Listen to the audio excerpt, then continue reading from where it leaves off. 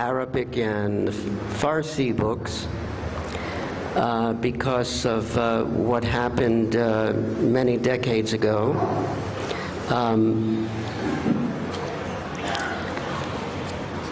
Sometimes people ask, because it's almost become a thing that where I'm just always talking about Arabic book distribution, how can we increase that, why haven't you ordered more books, almost like an obsession. So sometimes people ask, you know, how did I get involved with all this?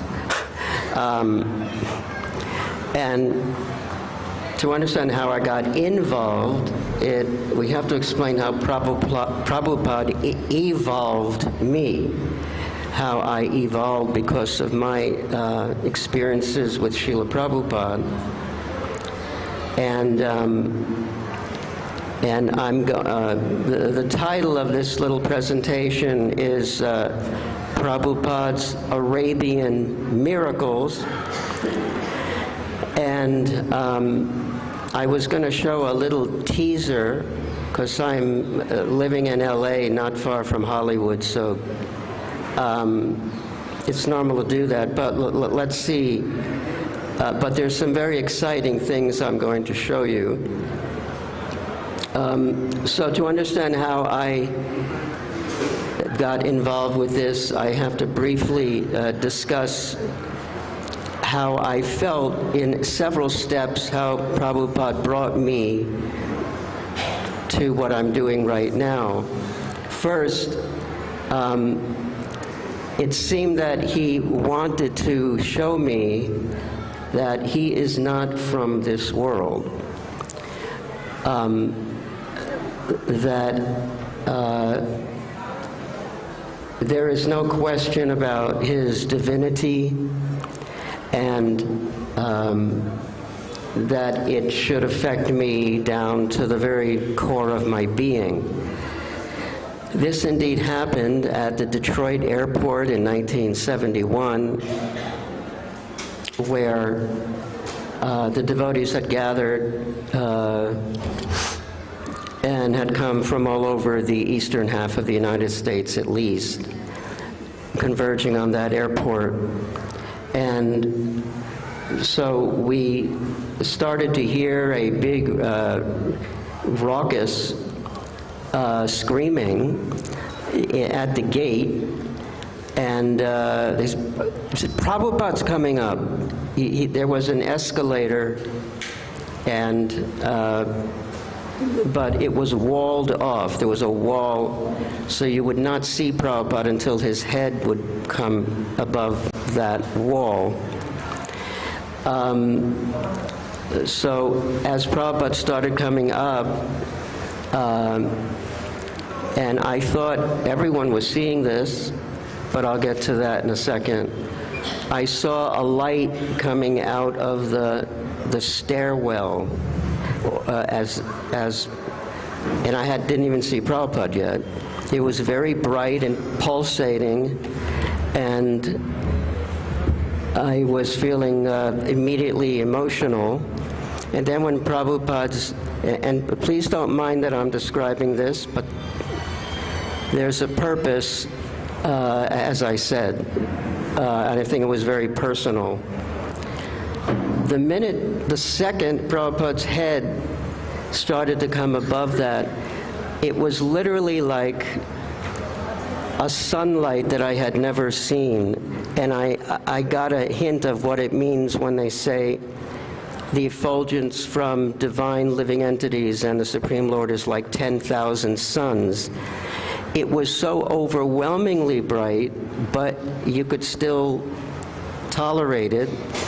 But it came with emotion, and I felt something kind of hit me from the back, and I had to hit the ground, and I just found myself weeping, and that I was seeing the truth for the first time. It was just overwhelming. There was nothing subtle about it. It was very powerful, and when I finally was able to just look around, I saw tears coming from so many eyes. And I thought that was what Prabhupada wanted to show, but that was just the beginning. You know, usually when we've all been on escalators, you come up and you walk off the escalator. What I was somehow allowed to see is, here's the stairwell end. Prabhupada came up above, and I saw him float over to his Vyasasana and rest in Vyasasana and just start speaking like nothing unusual happened. So this also was so overwhelming, and it was at that moment that there was no questioning again for the rest of my life that Srila Prabhupada is not from this world. He has come from the spiritual world. And it was all based around love. The feeling was an overwhelming feeling of compassion and love. And so in that state of shock, we went over to the Detroit Temple, and is it possible to turn these lights off? Haribol, Prabhu? Can you turn these lights off? It'll be easier for people to see.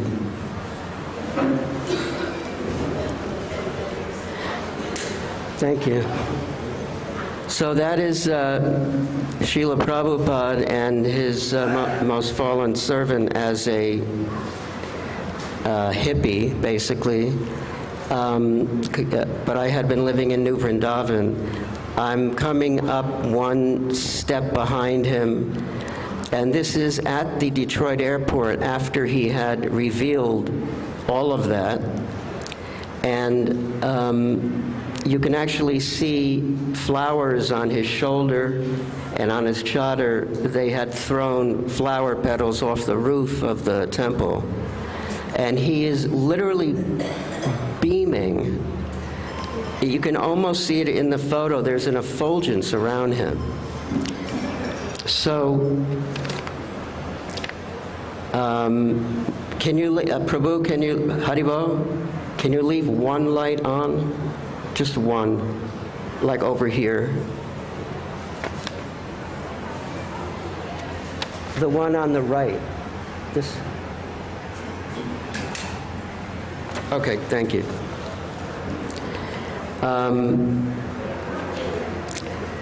And so this was the first step in my kind of, no, just off. Thank you. I feel how Prabhupada was getting me ready to just get much more involved with this.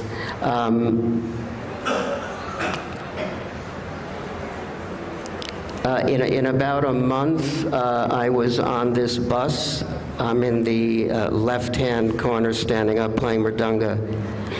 And I was the pujari for Rupanuga Swami, one of the first sannyasis, in this bus. And we had a fire yajna inside the bus. You can see the aluminum foil on the roof so that we wouldn't burn the bus down. And I was always kind of acting as a pujari. And Prabhupada came on this bus, and I was fortunate to give him Charanamrita and some wonderful pastimes which are not relevant to this happened, especially in the kitchen, I can tell you later, with Prabhupada. But, so I was allowed to directly serve Prabhupada, with the Charanamrita. And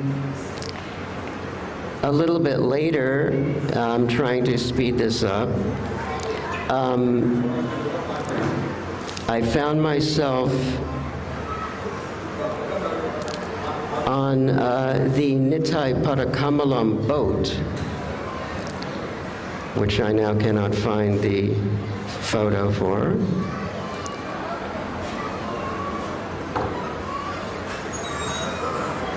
Okay, there's a photo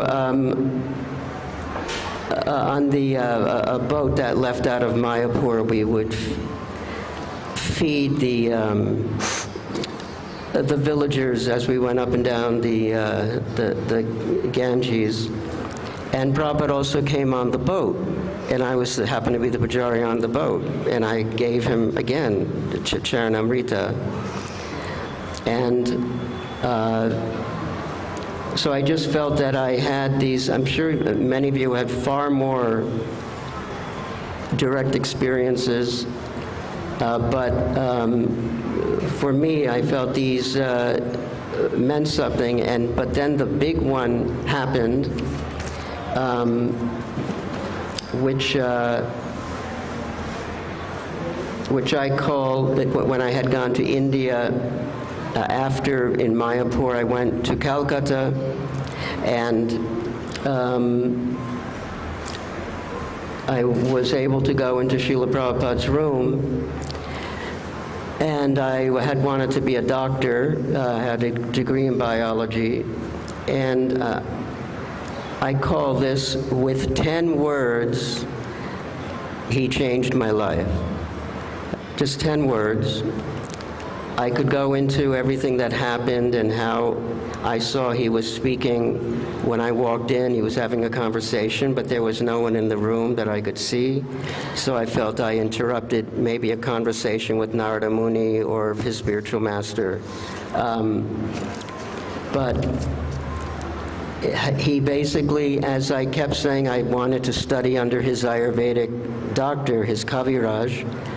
He said, first of all, he said, Ayurveda. He said, Western medicine is very advanced. So he actually pulled the foundation out from my argument, because I really wanted to be a Western doctor, and by him saying Western medicine is very advanced, I couldn't suddenly say, well, I really meant Western doctor, not Ayurveda. So Prabhupada would do that. He would get you to a point where there was no more ability to speak. And then he said the 10 words, just work with my books and be a spiritual doctor. And from that moment, everything changed, because it was kind of in order. But when Prabhupada would give any type of order, the universe would act to comply and make that happen, make it easier to do that. I was immediately pretty much invited on the BBT library party all over India. And then we went outside of India to 14 countries. But while in India, I went to the, I got a standing order of Prabhupada's books in Kashmir, India, northern India. And it was at a Muslim university, a Muslim-oriented university. And when we came down to speak to Prabhupada, the minute he heard the word Muslim, something happened. We continued to talk, but then he made a statement which is now famous, I think in ISKCON. He said, anyone who preaches in the Muslim world, for anyone who does this, I take the dust from their feet and put it on my head. And I have tried to understand that for 30 years or more. And I have never heard, and I've actually invited people to, I've challenged people to please tell me something that Prabhupada wanted that was so surcharged with emotion to make a statement like that. You know, I've invited everyone to, let me know if there's something. Of course, Prabhupada wanted so many things. He wanted scientific preaching. He wanted the TOVP, farms, restaurants, so many. But I would like to hear, because I'd like to do that also. What did Prabhupada say that he followed by an emotional statement that if this was done, he would take the dust from the feet of his own disciples and put that on his head? I've never heard anything of that intensity. And basically that's the reason I think maybe he shot me with some mercy, but and he was almost childlike when he heard the word Muslim. There was a beauty about him. And I felt for the first time my connection with my spiritual master at that moment. Even though I was initiated 4 years earlier, there was such a childlike excitement, and I understood what book distribution really is. It is a spiritual, extremely, fully spiritual, exciting event that would turn Prabhupada into with childlike glee, especially with the idea that this could happen with Muslims. And there is a history, a long history, a glorious history of Rupa and Sanatana and Haridas Thakur. There have been some of the greatest acharyas have had a Muslim background. And so I just feel that, that moment was when I felt really connected. And there was no question of kind of doing anything else, but everything started just happening. I was invited to be a director of the BBT. A new division was set up, BBT Far East, Middle East. And I just wanted to go through some of these images that are happening around the world, which people never thought would happen. There had been no general Arabic book distribution ever in ISKCON since ISKCON started. And it was kind of assumed that this is kind of how it would have to stay, because it was unimaginable. And but Prabhupada can do anything. And it just took a little time. This is all completely Srila Prabhupada. And what I said yesterday at the disappearance day, that the best we can ever consider ourselves involved is as an assistant to Srila Prabhupada's mission. Srila Prabhupada, again, is not from this world. He's just unmanifest right now. And he's still very much involved with his ISKCON and certainly with the BBT. We've all had experiences, mystical or spiritual experiences. So let me show you some of these. And if I can get to it.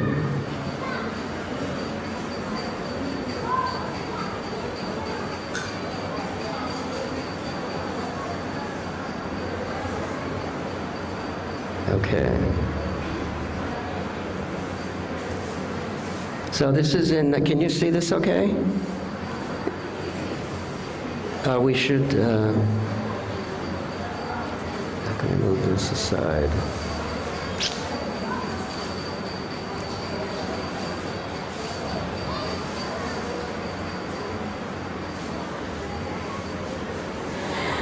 This is in New York City.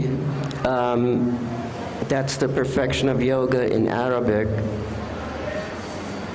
And this has become almost normal, like a normal scene. It was not at all normal about 8 or 9 years ago. It basically started in Los Angeles by talking with the very sincere book distributors there. They started to do it, but there was a fear, a natural fear, because of events and because of the actions of just a few very disturbed individuals, which painted like a black paintbrush across an entire culture, which meant the serious book distributors that are involved with this, they're stunned at how opposite it is from the conception that even many devotees have. And also, I'll just make a statement about in India, there can be also a strong feeling about that because of the wars that took place between Pakistan and India. And there were kind of terrible events that happened on both sides. But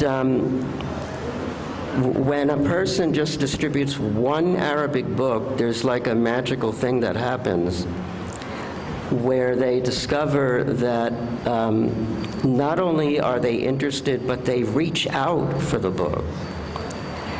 And as I have some videos, which I'll show you soon, which shows such a elation and a joy in their faces that it's hard to imagine. And I've hardly ever seen that on anyone's faces. And they immediately, they're offered like maracas, like little instruments, and they grab them, and it's like they immediately appreciate that what we have is the real thing, and it's what they're seeking. So let me show a few more of these, and then we'll get to the videos that I'm talking about.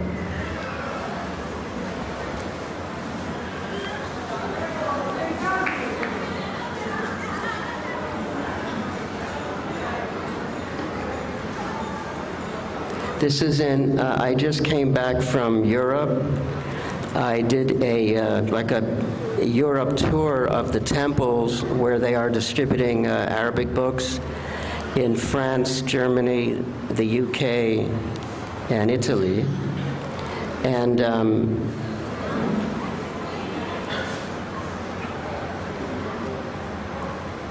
this Allison on the right, she became the biggest book distributor, the biggest Arabic book distributor in the world.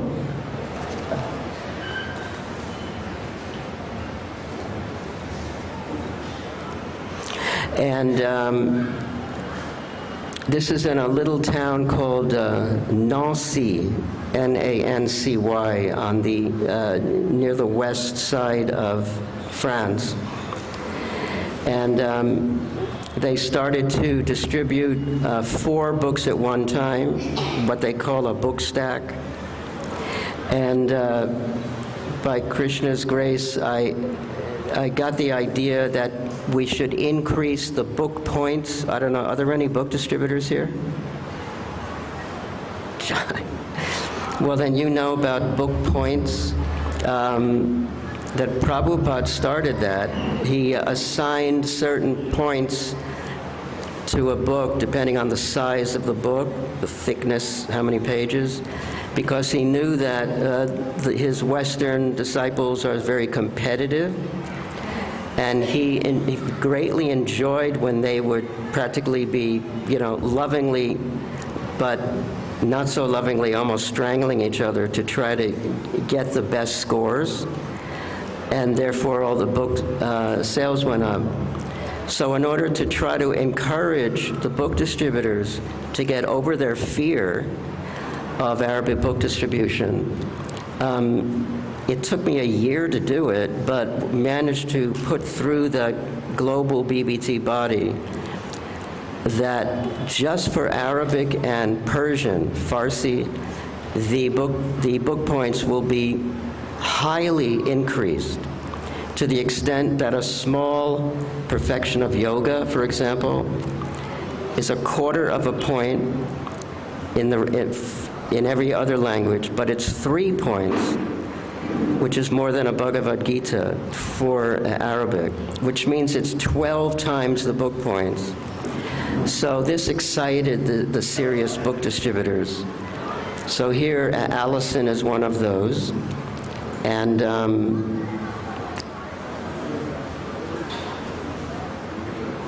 this is another one. His name is Bhakta Jad. He is also in Nancy.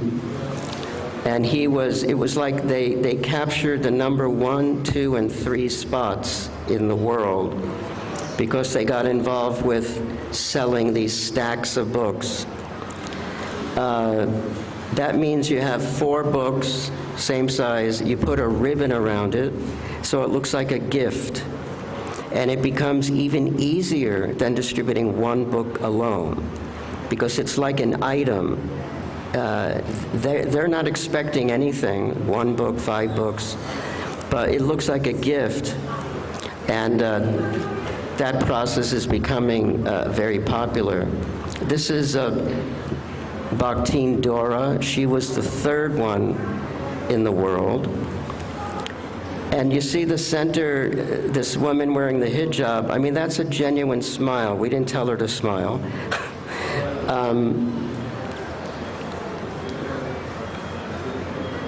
And this is, I think, the 4th one, Harini.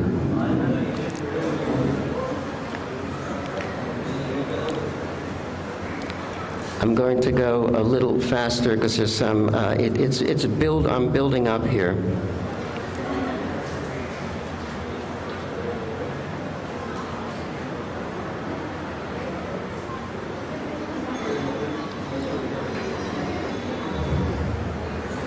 This is the Bhagavad Gita as it is in Arabic.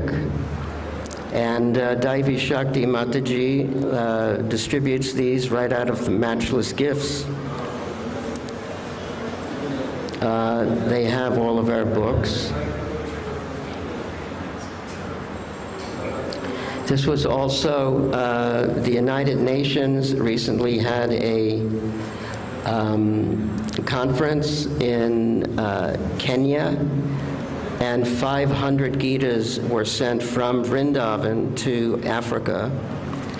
And all of the scholars, the main Sanskrit scholars of Africa, came to that, and they all got one of Prabhupada's Gitas. You can see her holding, let me see. She's holding that book stack with the ribbon around it. This was actually done in San Francisco by Vaisheshika Prabhu's team. They're very much involved with this Arabic book distribution.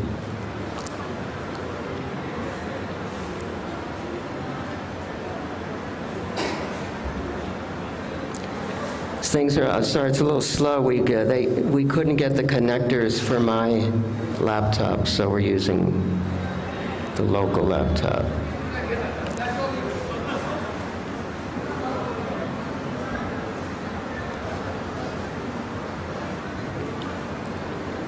These are happening in New York, in Los Angeles. This is the first box of Arabic books ever to arrive in Indonesia. Indonesia is the largest, it's the country with the largest amount of Muslims, Indonesia. And one professor asked for a box of these books, purchased a box for his students who he's working with for Arabic.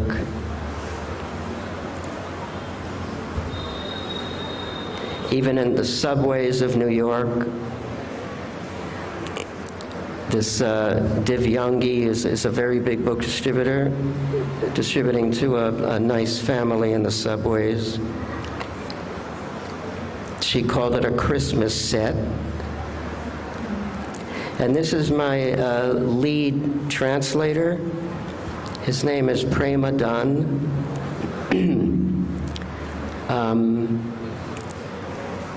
He's holding the small Arabic books in his hand, just open like that. And this is in Beirut, Lebanon. They just started having yoga studios become established there just for the last year and a half. So they quickly started a yoga studio. You can see the Hare Krishna mantra. These are all Arabs chanting Hare Krishna. And they were reaching, again, they were reaching for the books. And this one in the back here,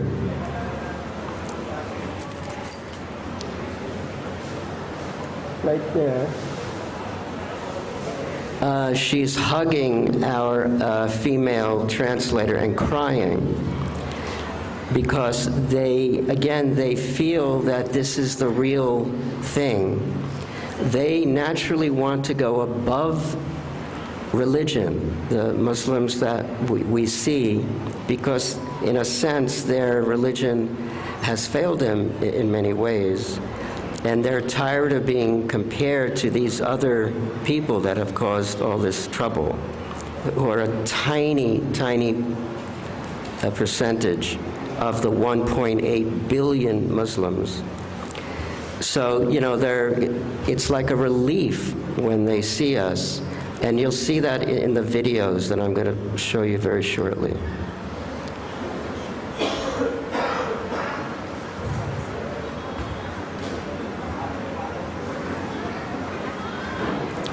There's one phenomenon happening. This is,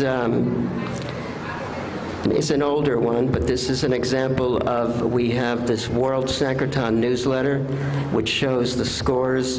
This is just for Arabic book distributors. And you'll see number 9, Dr. Salim, he's a Muslim. This is a Muslim name. So what's happening is that the preachers going out, they're finding some of these Arabs that are reaching out for the books, and some of them are so serious they're becoming devotees, and then they're becoming Arabic book distributors, and then they're preaching in Arabic to the other Arabs, and then they're becoming the top book distributors in the world, which is worth a Haribo. Haribo! Krishna. I mean, this is one of these miracles I'm talking about. You know, that it's happening very quietly, but the biggest book distributors are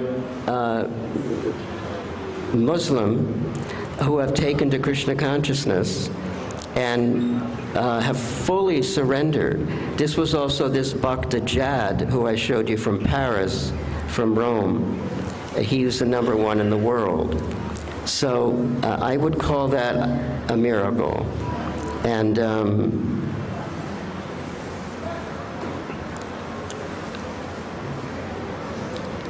this is happening not only in the Western world, but all over.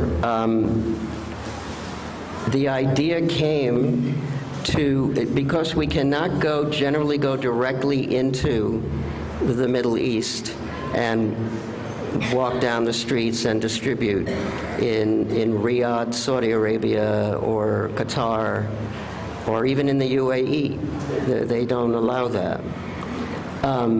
So the idea came from Super Soul, clearly, to approach the Muslims when they come as tourists and students, when they come to the Western world.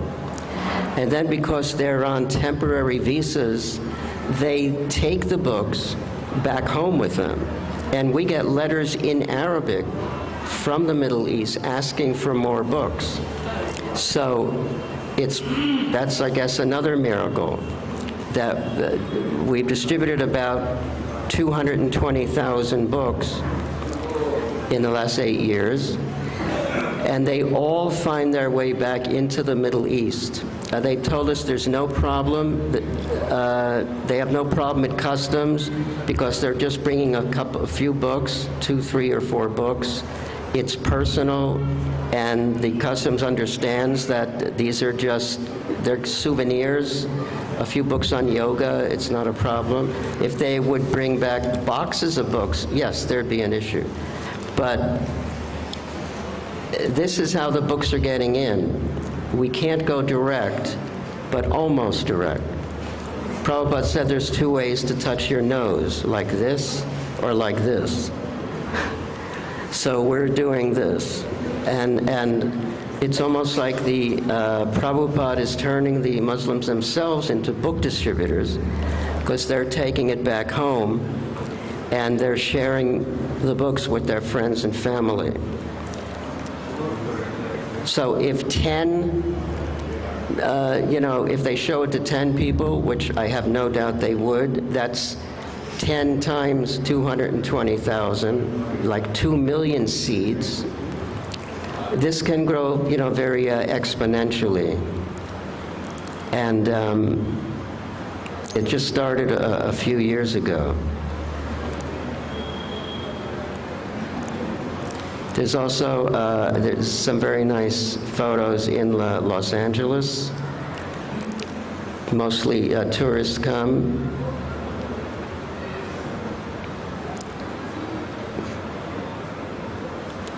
And this is a nice devotee. On the left, on the right, he's from Barcelona, and he bought a full box of Arabic Gitas and went back to Barcelona, which has had Muslims since the 9th century. They helped to kind of found Spain. And he distributed them all in about 2 weeks. And so we're trying to get more books back to, back to Vrindavan here. This is very interesting. This is in Bahrain. This is Dr. Khalifa Yassin bin Aradi, the Director of Arabic and Islamic Studies at the University of Bahrain. And Bahrain is only 24 kilometers from Saudi Arabia. So this is directly in the Middle East. And the professor was so thankful. He was open-minded and so thankful to receive this that he took our book distributor here across the campus, where he was ready to force the library, the acquisitions librarian, to take the book, but he didn't have to. He was also fascinated, and so he took a whole bunch of these books for the university in the Middle East. And you can see it's almost like these are the previous kings of Bahrain, and they're looking down, smiling. So this is like the parampara of Bahrain.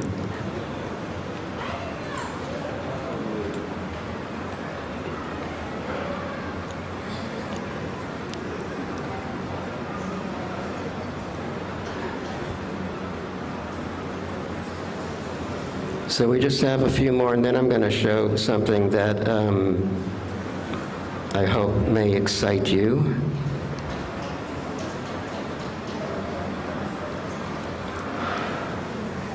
This is in Kuwait, which is also a full-on Muslim country in the Middle East. And this very nice devotee, he learned that during Ramadan, after their Ramadan fast, they are wishing to receive blessings. So he made them understand that by taking an Arabic Bhagavad Gita, this is the best blessing they could get. So you can see he's distributed inside of a car, you know, all over the place. He's distributing the Arabic books. So it's happening, you know, basically all over Europe, UK, Australia, United States, Canada, also in India. A lot of the students in South India, a good amount of them come from the Middle East. They come to study in South India. Maybe it's less expensive, or they're just interested in India. So they stand in the FRO lines, you know, getting ready to register. So that's where the devotees distribute the books. This is in Los Angeles. And these are 3 Egyptian brothers here, holding the books, smiling. After this, they went into the temple. These are, again, Muslim. They went in the temple, looked at Rukmini Dwarkadish in Los Angeles, and put their palms together. So one more miracle. In other words, the experience of the transcendental involvement they have in getting these books, it transcends any conditional understanding of, or blocking any understanding of what is God, and they just naturally feel it's like a soul awakening for them, and they don't have a problem. It's just very natural for them to see the deities.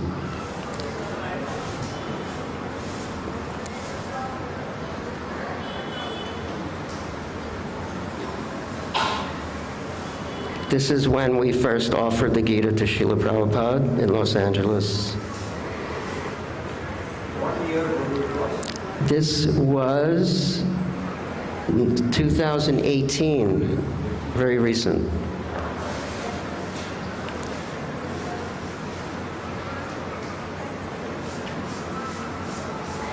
And we have many, this boy on a street in Los Angeles, he wanted the book so much that he went over to his father asking for money, and the father didn't want to do it, and he started to get very emotional. And then the father, he had to give him the money, and so he bought the book. So I don't know, there was some wonderful karma involved there. This is in Germany. Like I said, I just came back from Germany. Germany was also #1 in Arabic book distribution.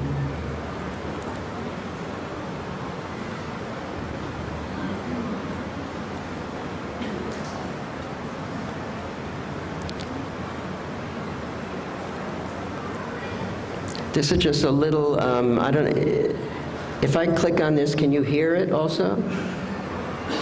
Is the audio there? Can I hear it if I click on the video? I'll just try.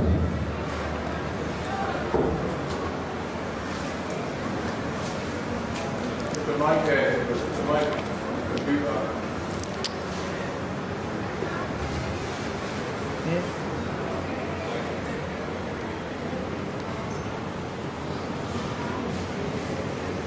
I don't know where to put that.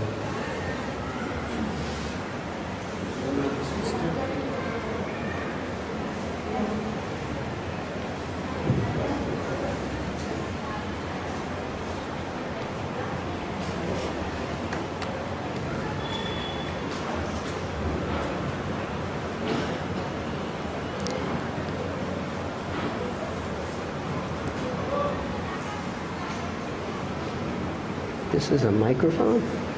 Oh. No, I need a microphone. Okay.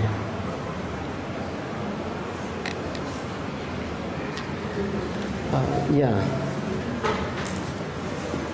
Please stand by. Technical difficulties.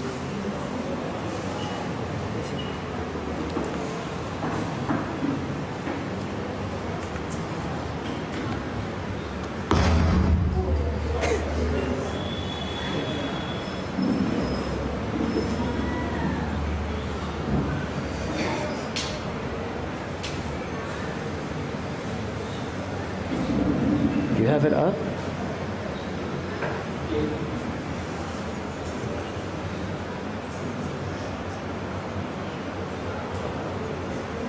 Oh, Krishna.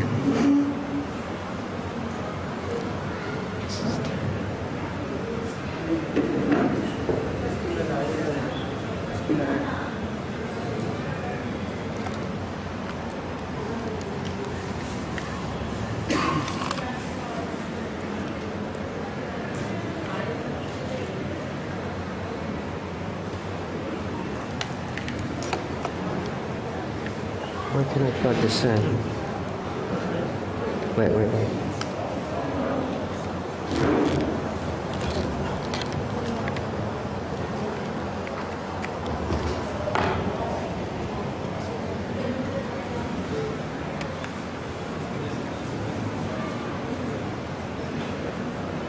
To get exposed to spiritual knowledge, what really creating spiritual knowledge. Not everyone, but a lot of people.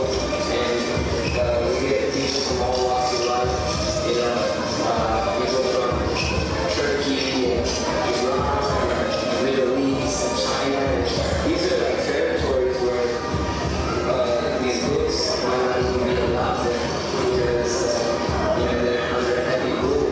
But when they come here, they finally get a chance to get exposed to spiritual knowledge that can really benefit them. And it's really wonderful to see their reactions. So I feel very happy to distribute these books. And I can also attest to how happy people feel when they see these books. So that's what we call a win-win situation. Were you able to hear that? Yeah, that was actually Jai Chaitanya, who was the #1 book distributor for any language in the world. He was very excited about this. While I have that hooked up,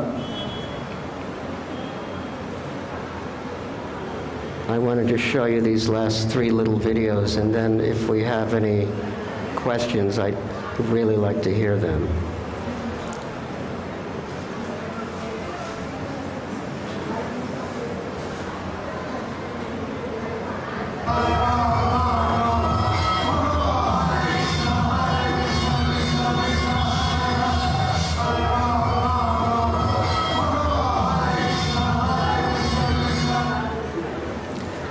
So you see, this is real.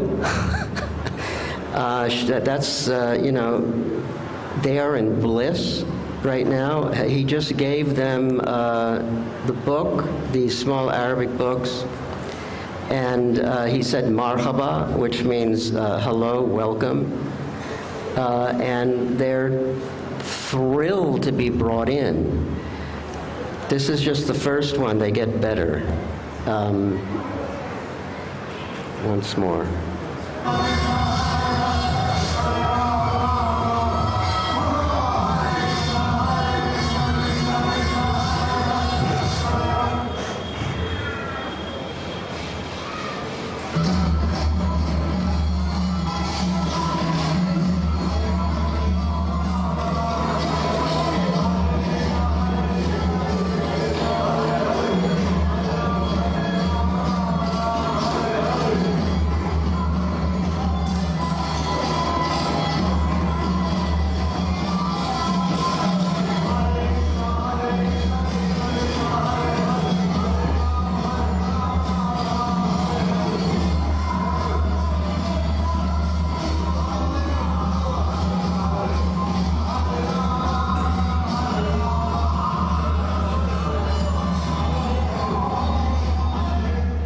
Is that a miracle or what? Hare Krishna.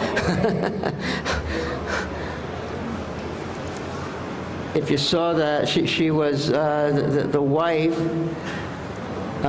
This was a beautiful little family, and the wife told her husband to tell their mother to give a donation. And she gave a $5 donation, and she got the books. And it's so, The thing that's really remarkable, and it's really hard to describe in words, is their instantaneous rapport or feeling of very great closeness with the devotees instantly who are chanting. They don't really understand the words, but they instantly realize this is a spiritual connection with God. And they want to help, and they want to dance with us, and there's no confusion in their minds. I think these are, the ones that are there, they're very advanced souls, because they're instantly understand that this is their Allah in musical form and spiritually. This is God. I just want to show that again.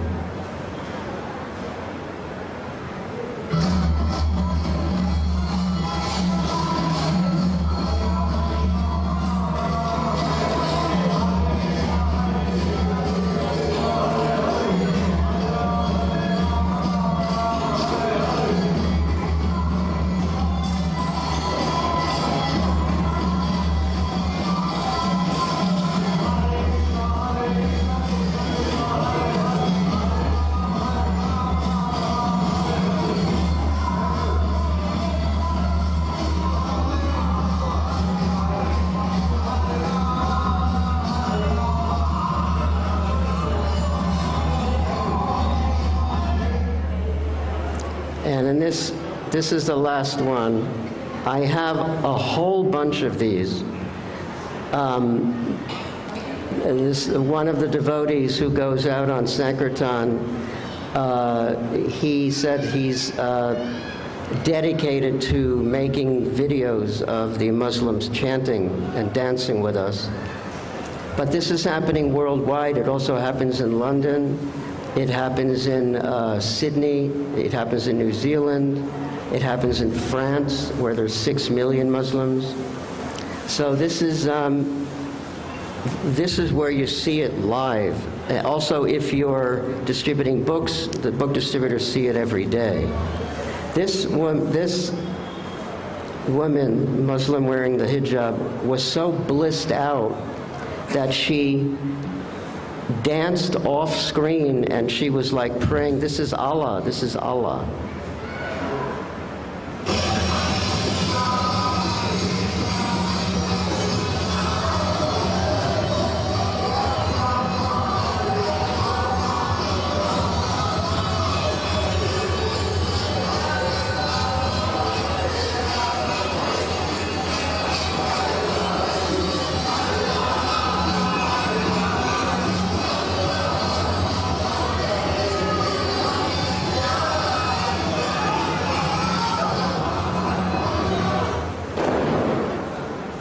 I have to show you one thing with this.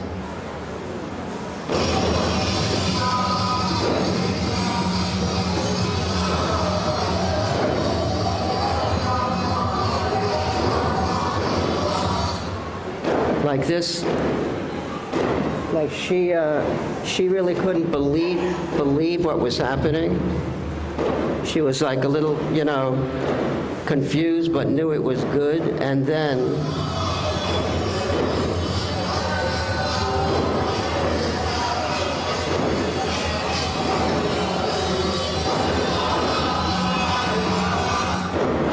she's in bliss.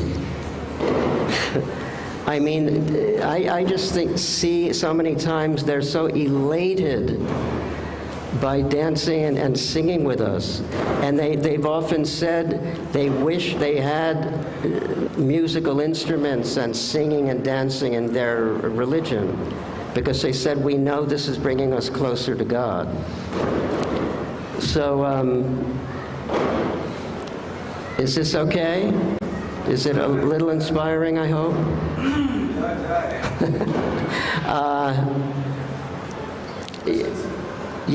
Yes, I'm going to ask for questions. And,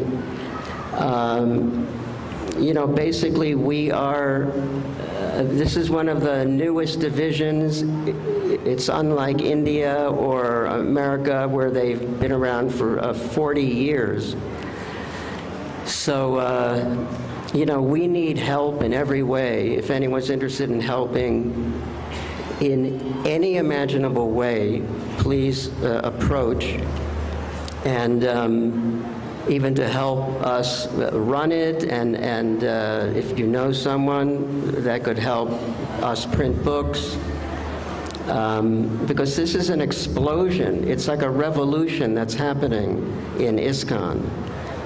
And it's growing and growing, and Srila Prabhupada wanted it so much he was almost crying when he said he takes the dust from the feet of anyone who does it and puts it on his head. So you can't get any more mercy from Prabhupada than this. There's nothing that's been ever recorded or even spoken about anecdotally that Prabhupada said more than this or even equal to it. So just keep us in your heart, okay? We need help. Any questions, please? Yes.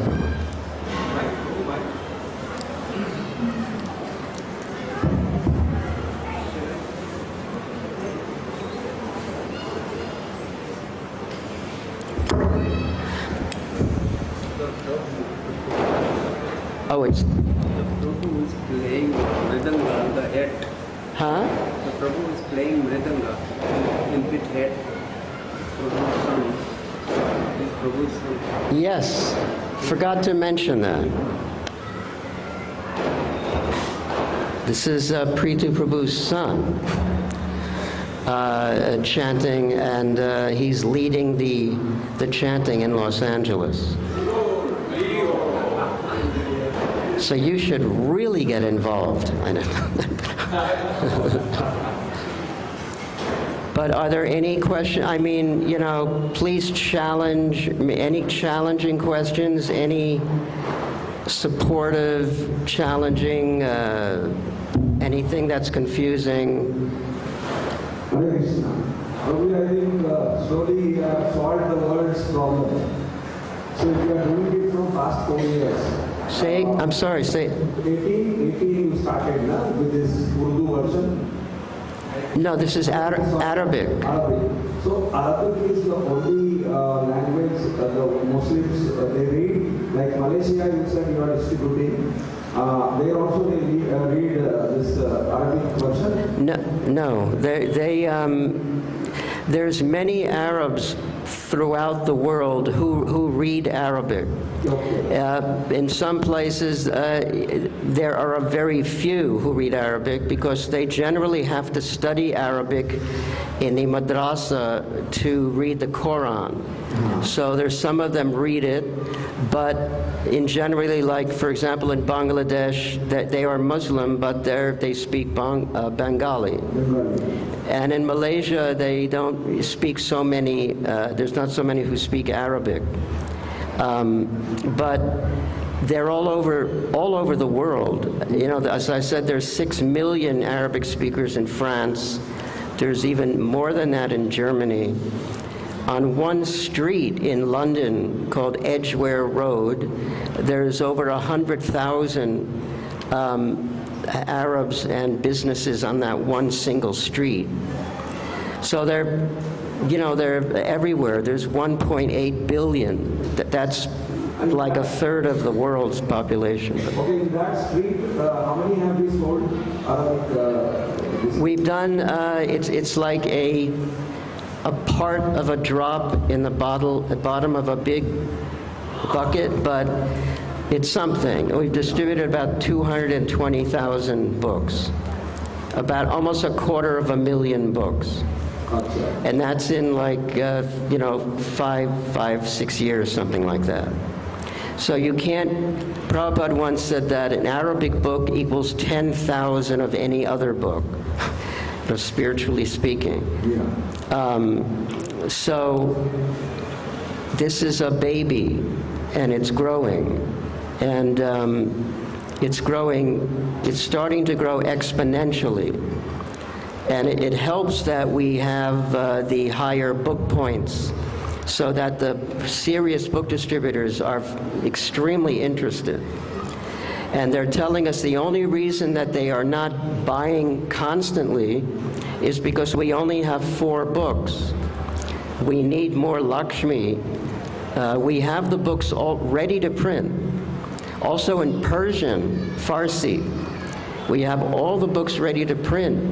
And we even have orders for the books for the last 5 years, but we don't have the Lakshmi to print it, which is kind of criminal because the orders are there. They want the books all over the world, but it just costs money to print books, and we don't have access. So, You mean BBT does not have the funds? well, there's a long, I could go into it, but I'm just saying that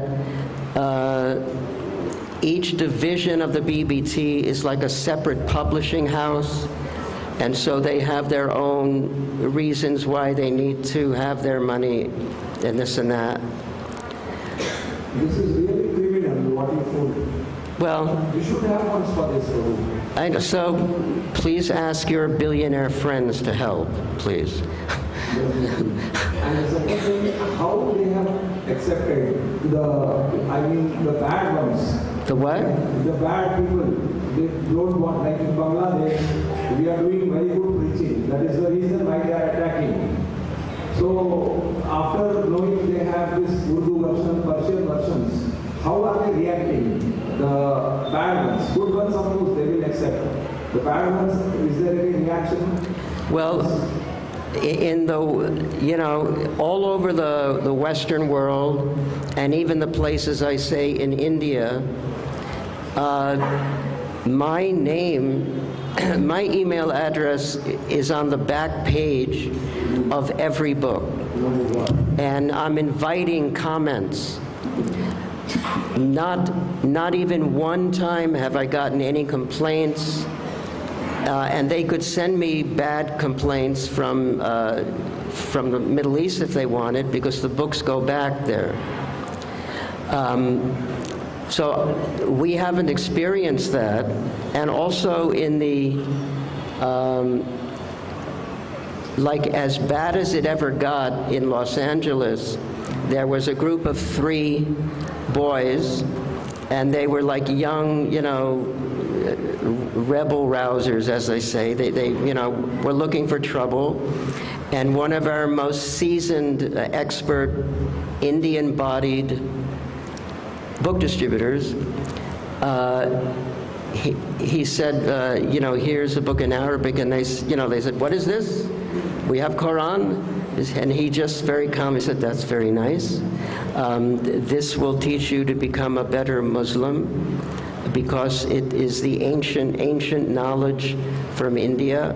And they all have an interest in India, which is a nice doorway for us. They're fascinated with ancient India.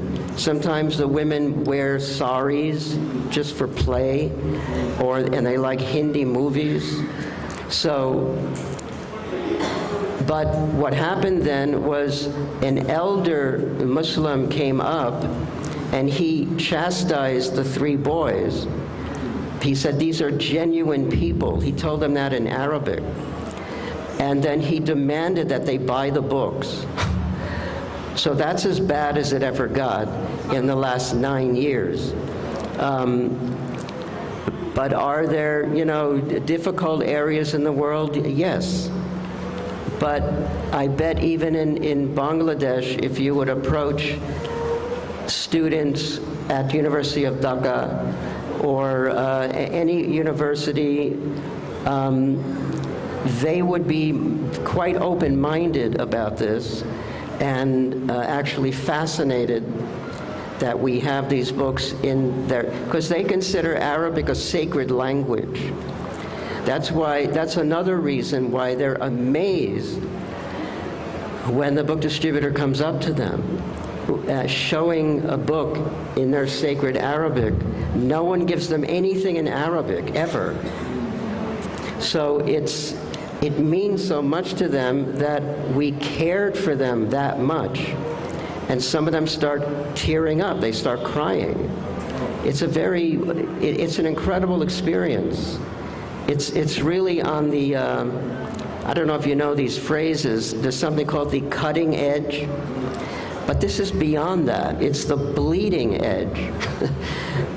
It's so, I mean, this is the most pioneering thing that we can do as a society. And you can imagine if we make 100 devotees tomorrow in America, among Americans who speak English, that's very nice. If we made 100 Muslims into devotees and they're becoming book distributors, that might be a lot more amazing. So we're getting to that point where some of the best book distributors in Europe are now Muslim. Yeah. And they're the best distributors because they're speaking in Arabic to the Arabic people, Arabic-speaking people. You have laid the foundation stone for solving the problems of the world, because the problem starts from this sector. So we did not have anything up until now. So now we are addressing that, it should solve all the problems. Yes, well. And about the 3 brothers in LA, what you did, was it an instant reaction, or did they go read the book and come back No, to the temple? they came back on Harinam with the devotees. They had purchased the books, and they came back to the temple, and they were so, yeah, they were in a spiritual consciousness, and they walked into the temple like it was natural and just went like that. And That is of course natural, and if this is the reaction just by hearing, and if they read it and then come back, maybe. Yes, yes. Very good.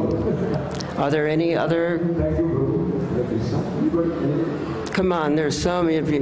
You're such brilliant, wonderful devotees. Did you doubt something? Yes. Hare Hare Krishna. Krishna. I would like to share some thoughts because I'm from a Muslim background. Nice to meet you. And I'm often asked if I'm converted to Hindu, or when I converted to Hindu. I said I never converted to Hindu, because Krishna consciousness is universal to me. So we are not about making another religion. And because we are preaching in Kazakhstan, basically Muslim country. And we had a lot of emotional experiences. Like once in one small town, I was caught by a group of people with big birds, took me in a car and said, "We're going to break your legs and cut your head off."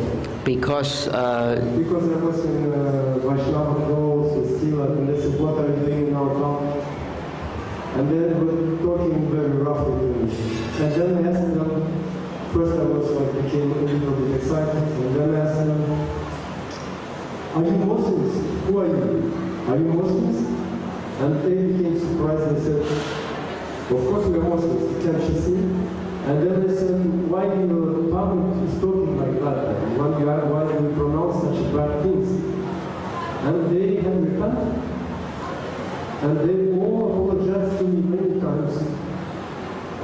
And so my message is that we need to recognize the Muslims not as a counterpart, but as a devotees. yes, So we don't need really to convert them, but to recognize their dignity and share the best we have, because this is the way Krishna consciousness can be. yes. And if I gave the idea that we're converting, then please forgive me, because in a sense, every one of us in this room and every devotee that ever became initiated had a previous religion, or they may be listening, or they may still be following that religion in some way. But again, we're not a religion. This is Sanatan Dharma. This is transcendental knowledge. It's just what we are. or spirit.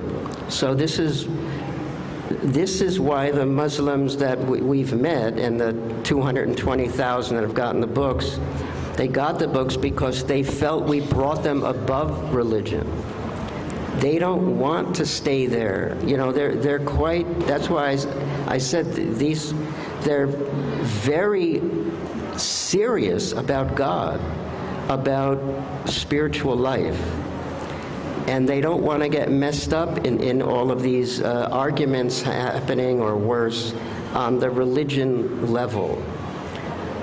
So we're just teaching the science of Krishna consciousness, you know. So I agree with you. Yes, Prabhu. 2 years ago, I was in Palestine, and immediately I was on the road. It's hard to hear. I was on the road in the temple in Palestine, and he was a Muslim before. And he told me, asked him, how did that work with your parents? How did they what? How did your parents react to that? Parents. And he said they were extremely upset. Extremely what? Upset. They were very upset. Angry.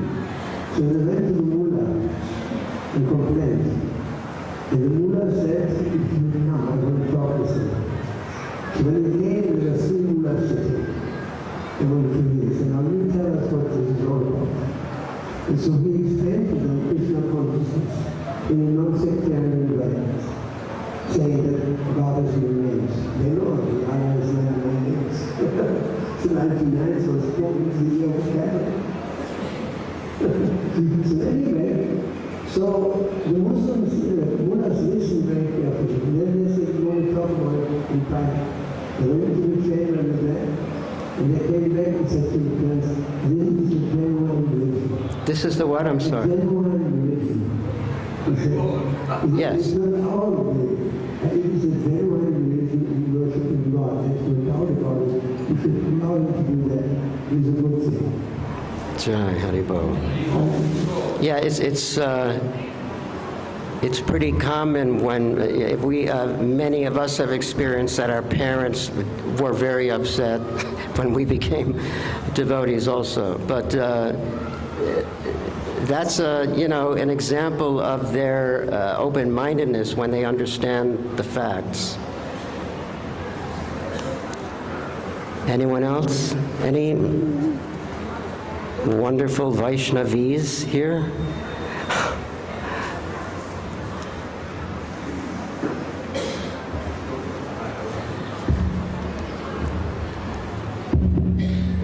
Oh, I guess we can't. Put the mic further. Okay. Yeah, if nobody's there.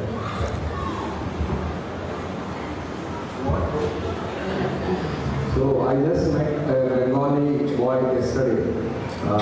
He was telling how the mullahs, they themselves are coming and taking prasadam. But prasad is distributed. And that is the reaction, why they are attacking our temples in Bengal. Because the mullahs are coming and taking prasad.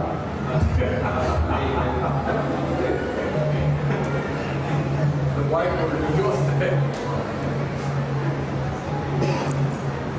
Thank you for coming, Narayani.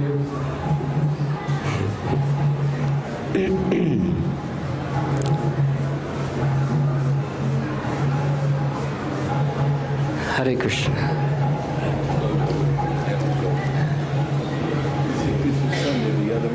Yeah, I just said that. Thank you. Well, if there are no further questions,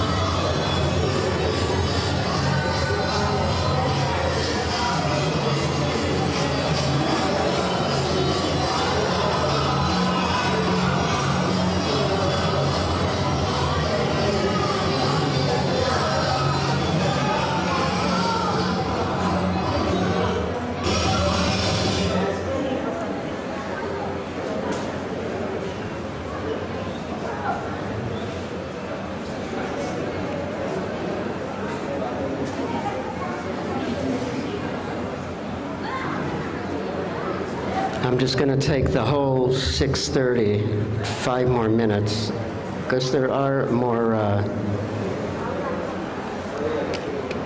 photos here, but.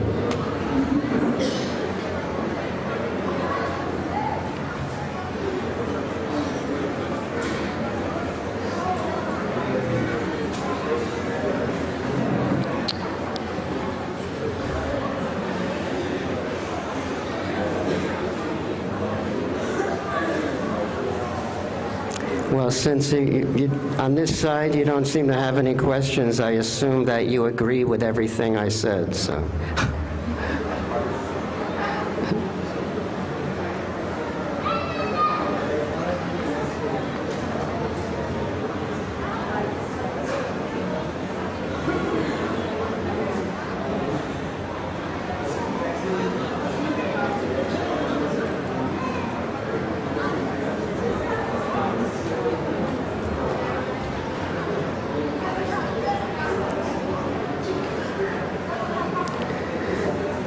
I'm just seeing if there's any more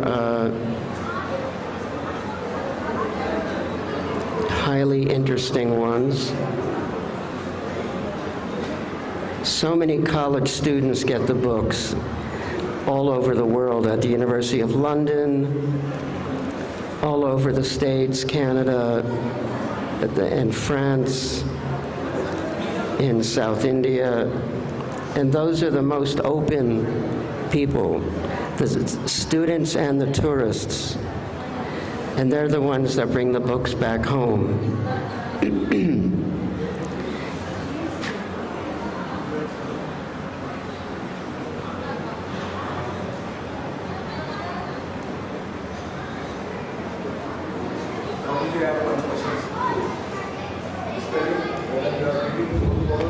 Free or you are taking money? Say again? Free? Are you giving it? No, you don't give books free. Yes. Yeah, you have to get donation, because that increases the benefit hundreds of times. Sometimes on the Harinam, because he's playing the mridanga, Prithu Prabhu's son doesn't have 3 arms, so he can't collect. So in those situations, they're sponsored by the other book sales. But the devotee in the first video, where he's giving them the fist bump, he usually collects the Lakshmi. It's very important to get donations.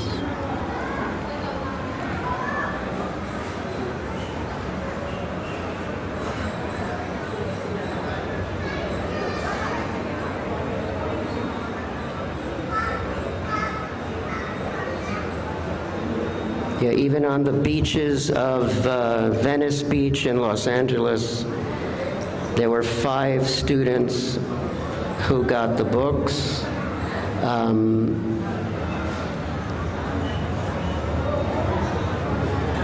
It happens this is in London, on Oxford Street and the University of London.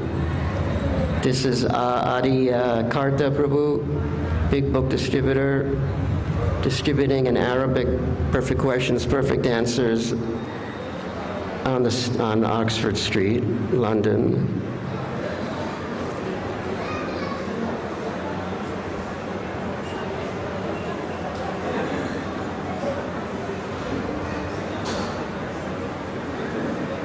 And here you can see this. Before, we only had this photo of an Arab lady dancing, but now we have videos, as we just showed you. And there's something about the smiles they have. They're so beautiful. I think so. I mean, they're just so, it's like they've discovered spiritual paradise. And she's holding 3 books in her left hand.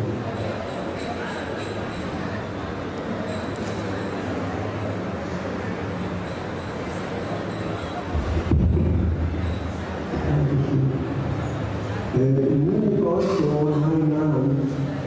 There's thousands and thousands of people come from the Arab countries because they're rich and really perfect climate and they're rented class, all over the hotels are Muslims. And when we had Hainan, the Germans don't care. When they go left and right, they don't pay attention. The Muslims, they're like here all of a sudden. They stop and they listen. They're completely fascinated and they're Yes. every time. And then when we say, Alhamdulillah, What is it? Alhamdulillah, we're very happy. Yes, that's a good point. They especially have this fascination for this, and they just they want to get into it immediately. That's what I'm saying. It's amazing that there's nothing wrong with these people. There's everything right. And my struggle, I have this joke that I say that I've never, even one time, had a problem with a Muslim. It's with the devotees. To try to, pull them out of possible bodily consciousness. And because that's not right. We have to recognize, we have to discriminate, that this discrimination is intelligence.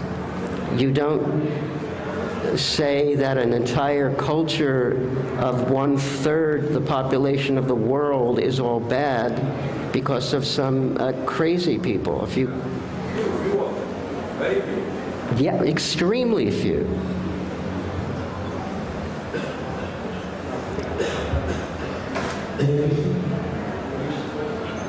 Are there any photos of devotees distributing in India? Say again? In India. What's the question? Are there any devotees distributing in India with Arabic books? Selling the books? Yes. In South India, in Chennai, in Bangalore, also in Delhi. There's a hospital, I don't know the name of it. It's a famous tourism hospital, tourist hospital, where people come to get, they get operations for 20% of the cost in their own country. And it's filled with Arabs. And so they set up a table outside and they were selling like crazy. But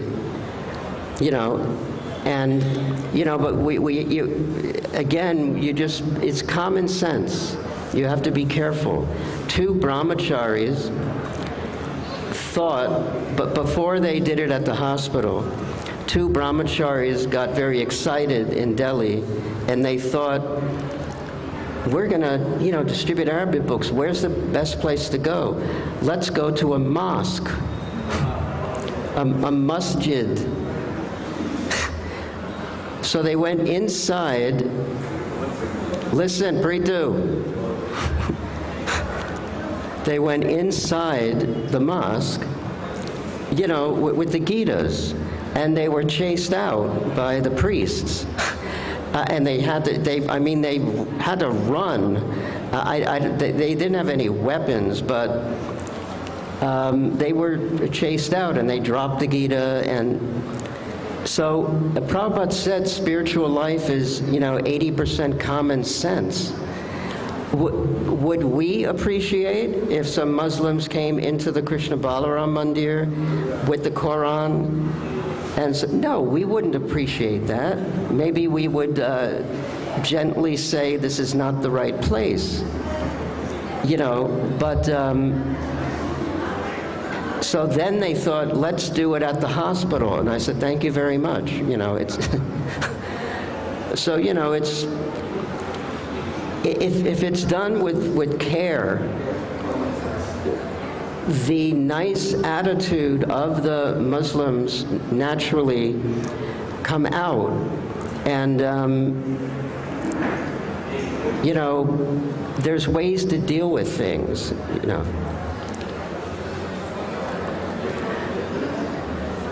If there's no more questions, I thank you so much for coming, and if you want to know anything more or want to help in any way, please do, talk to me.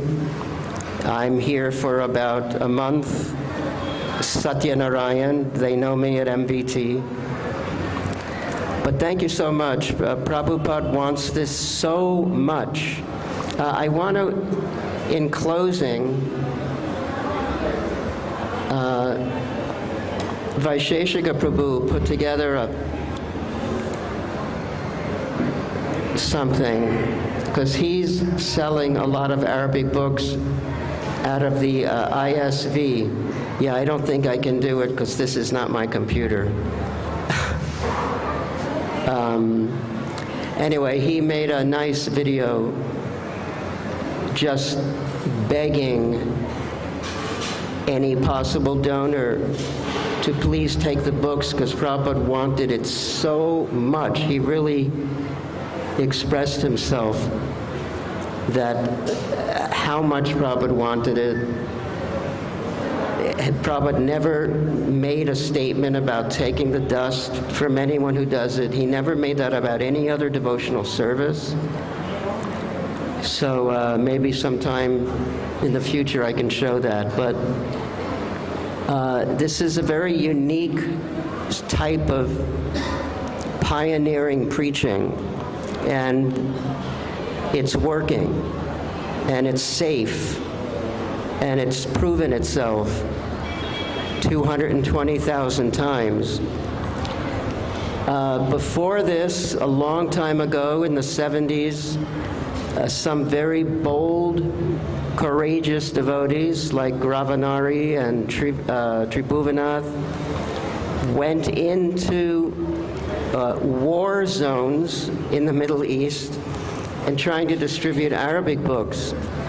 That's glorious, but it's not a safe, methodical way to do it, obviously. It's not something that could be done on a sustained basis. It just makes them glorious. But now we have a process that's happening every day in the world now. There's Arabic books being distributed somewhere in the world, whether it's Europe, USA, Germany. Every single day there's Arabic books being distributed in this careful way, and they're all finding their way back into the Middle East peacefully, and it's being shown around by the families and friends. So thank you for being a part of this by listening to this. If you want to know any more, please let me know. Srila Prabhupada ki jai. All glories, all glories, all glories to Srila Prabhupada. Hare Krishna.